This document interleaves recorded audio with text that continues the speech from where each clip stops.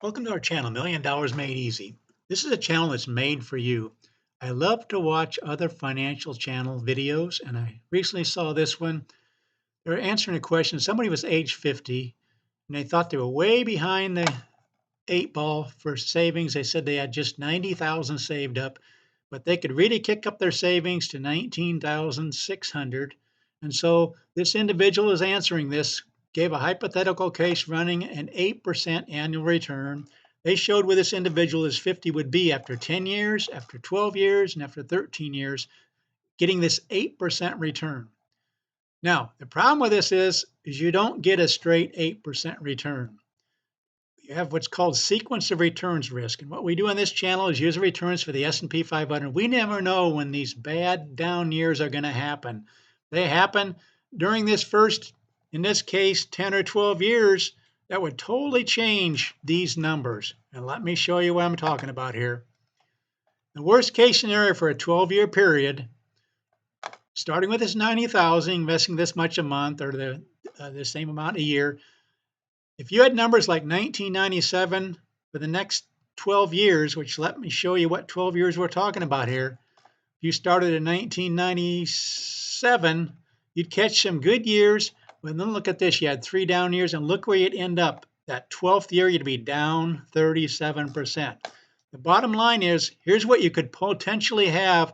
You could potentially have after 12 years, if you had this worst case scenario, using 1997 numbers, you'd only have 338,000, way different than this 598,000.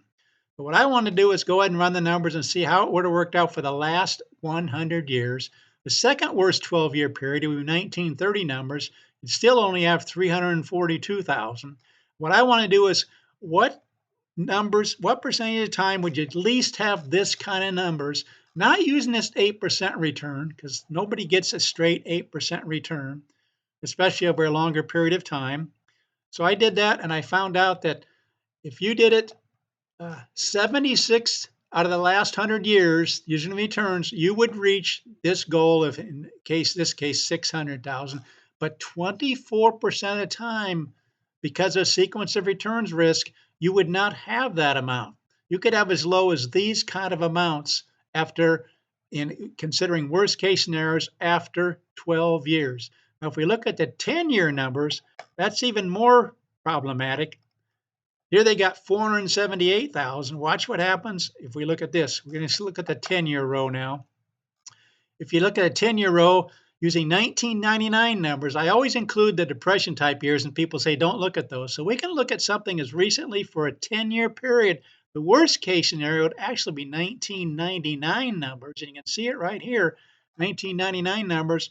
You start out with a really good year, but then you had 3 down years. Again, you ended up with down 37 after a 10-year period. And so in other words, you would be ending up with, instead of what we say here, 478,000 after 10 years.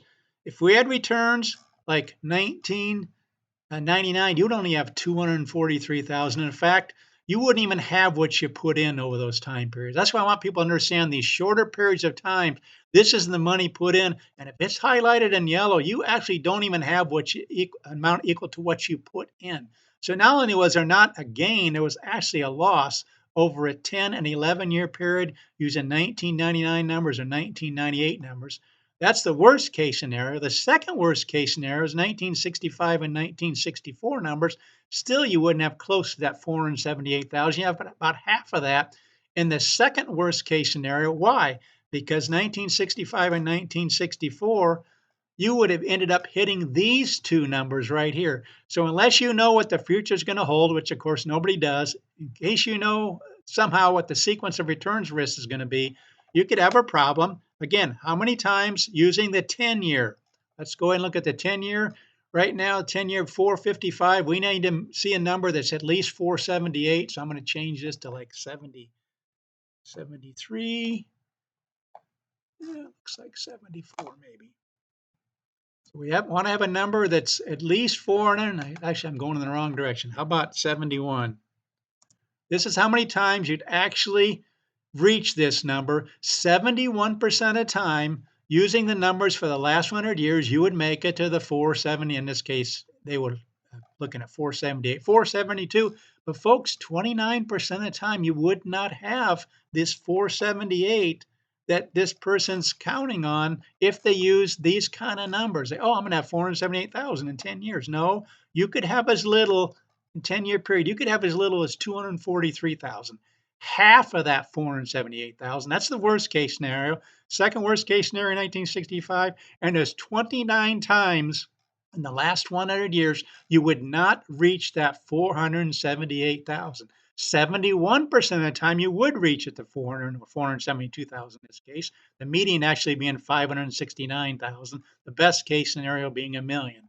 But I really hesitate to show people running these numbers. I know there was a simplification here just to try to encourage this individual. Yeah, if you could just keep plugging away, saving these kind of numbers, 19,000, almost 20,000 a year, this is where you're going to be in 10 and 12 years. Not necessarily. There's too many cases where you wouldn't be. Again, the 12-year period, we saw that 76% of the time you would reach that 598,000. Again, this number we're looking at right here. But 24% of the time, you would not reach that number. In fact, if we had returns like these kind of years, you'd only have 338,000 or 342,000. But I kind of cringe when I see people run these numbers. I know they're trying to encourage these individuals and show them where they can be with this kind of return, but you don't get a straight 8% return. And you definitely don't get what the average is, by the way. The average for the last 100 years, this is going to blow your mind, was actually 12.53%. But don't dare run returns as getting an average return, because that's taken into account. This 12.53 is raised up by all these high returns. Look at this, 52%, 39 or 36, whatever. But there's a lot of down years here, which brings this down. So the average is 12.53. And you never know when these down years are going to hit. As recently as the year 2000, you can see worst case scenario, 1997 numbers.